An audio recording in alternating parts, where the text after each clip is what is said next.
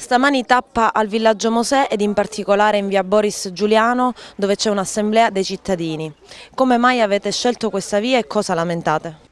Abbiamo scelto questa strada perché ci sembra il simbolo di tutte le mancanze e le inadempienze di Villaggio Mosè.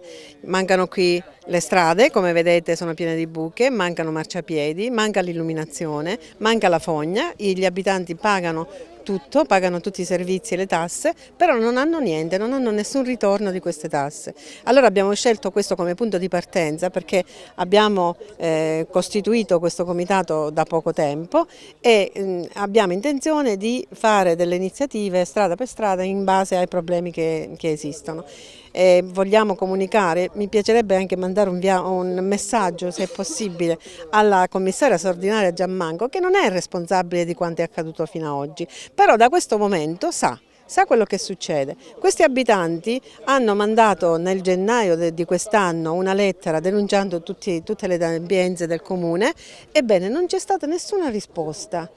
Approfitto della vostra televisione per informare gli abitanti di Villaggio Mosè che la prossima riunione di questo comitato sarà presso un bar di Viale Cannatello numero 2, venerdì prossimo 31 alle ore 17. Formalmente cosa volete chiedere al prossimo sindaco di Agrigento? No, noi lo chiediamo già al commissario, non al prossimo sindaco, perché il prossimo sindaco è il prossimo anno, non possiamo più aspettare il prossimo sindaco.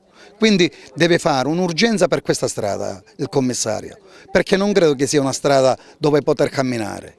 Questa è una trizzera, non è più una strada, perché i miei figli, i figli degli altri, se cade qualcuno qua con le buche che ci sono, va a finire peggio di Viale Cannatello. Quindi non è questione che bisogna aspettare l'altro sindaco. Non solo la strada, i cani di randaggio, l'illuminazione, le fogne, abbiamo pagato tutto. Perché non ci viene retribuito, non ci viene contraccambiato il servizio? Ora basta. Noi stiamo pagando come da bravi cittadini, ma il comune cosa sta facendo? Cioè la minima parte di quello che noi abbiamo pagato.